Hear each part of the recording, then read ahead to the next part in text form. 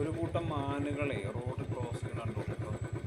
നമ്മൾ പല വീഡിയോസിലും കണ്ടിട്ടുണ്ട്, പക്ഷെ നമുക്ക് ഡയറക്റ്റ് കാണാൻ കഴിഞ്ഞതിൽ വളരെയധികം സന്തോഷം.